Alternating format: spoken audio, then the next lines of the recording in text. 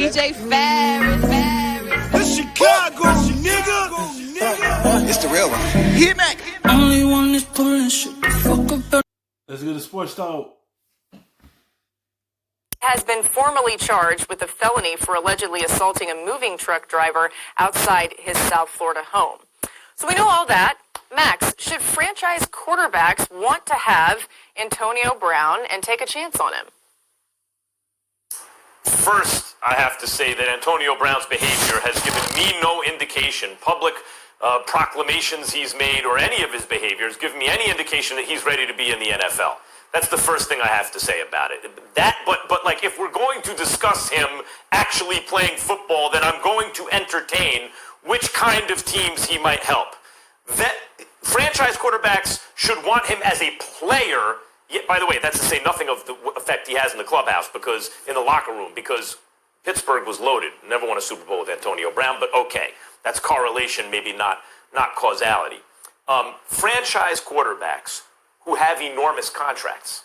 We were just talking to Mike Tannenbaum, and I was talking about how the rookie window for quarterbacks, their rookie contract gives you the window to win championships, right? Because they're not sucking up so much of the salary space.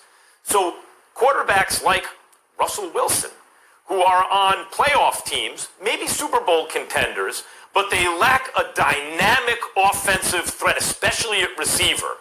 Those kind of quarterbacks who are taking up an enormous percentage of their team's cap and therefore don't have the resources maybe to get a primetime guy like that, they will be looking at him because he's going to come on the cheap. This is a form, Stephen A., of Moneyball. You know, the idea was commodities that are not properly priced. They just got to hope that he want to be there.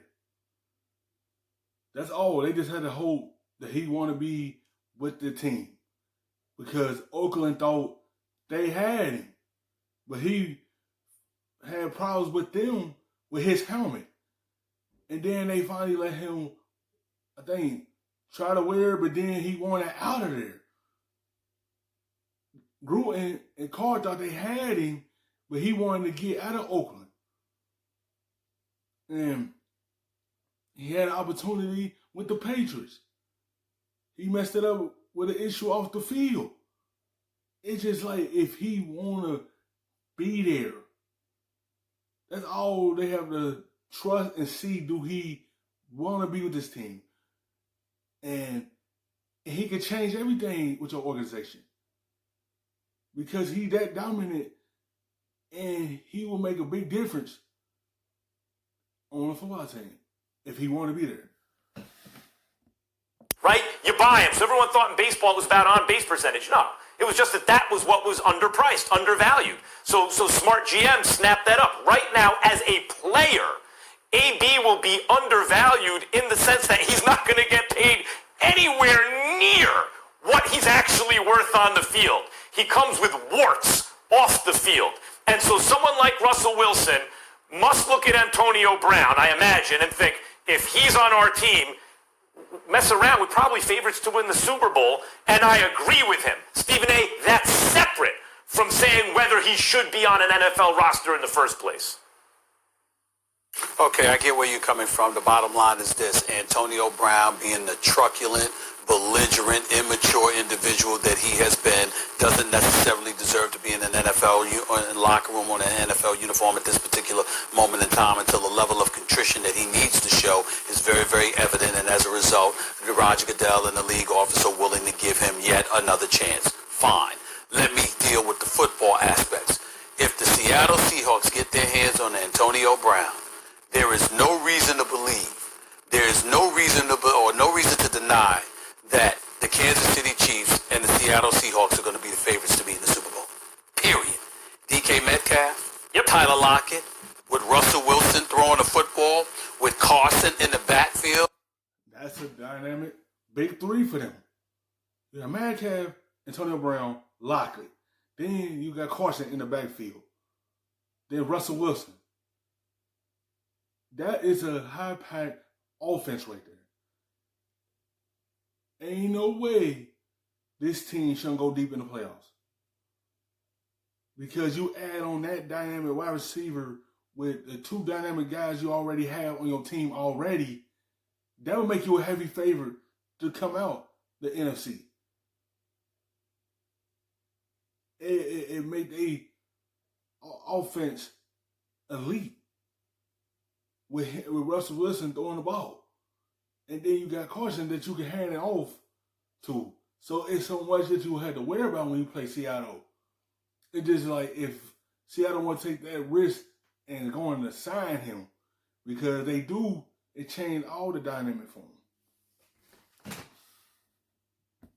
And these boys, I mean, I'm sorry. I'm just looking at this roster right now. You got Carson, you got Rashad Penny. I'm just looking at their running game, and it was an elite running game when them brothers was on the squad last year before Carson went down.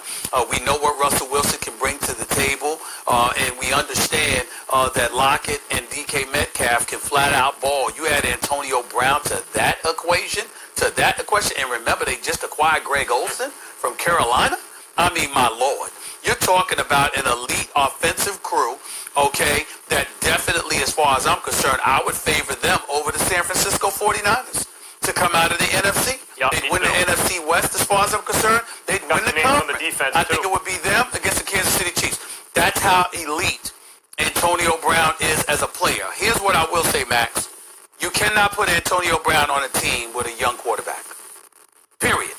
A young quarterback or a quarterback that has less than star status, Antonio Brown does not work because you can't trust that his behavior won't affect the locker room.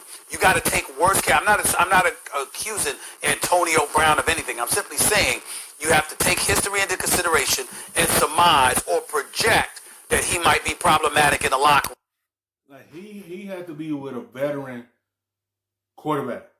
He can't be with a young quarterback. Like, everyone thought he'd go to Baltimore. That's somewhere he can't go because Antonio Brown is a wide receiver that needs his touches. He might block for you for a little bit, but he needs to touch the football. That would not work in that system for him because he's the guy that needed it. He needed to be with a veteran quarterback. Because you take that position, you can't put him with a young quarterback and you can't put him with somebody that's less than elite. He can only go someplace where clearly the quarterback is the leader. There is no ifs, ands, or buts about it. And if you fly the wrong way, that quarterback has the power to get rid of you. That would be Tom Brady. That would be Drew Brees. That would be Patrick Mahomes at this stage of point in time, even though he's young. That would be guys like that. That's where you got to go. Stephen A. Can't even say Aaron Rodgers because of what Green Bay did. I don't believe Antonio Brown would last through the season, but he would never have a better chance than on the Seahawks. A player-friendly coach, a great quarterback in his prime who is a veteran, a defense, all the guys you mentioned, a guy like Metcalf, who just in terms of raw physical talent's bigger, stronger, more talented, he would never have a better chance to succeed. I still don't know that he would last the season or the half season or whatever he'd be eligible to play. But my goodness, you just laid it out. They'd be favorites in the NFC. Thanks for watching ESPN on YouTube. For live streaming,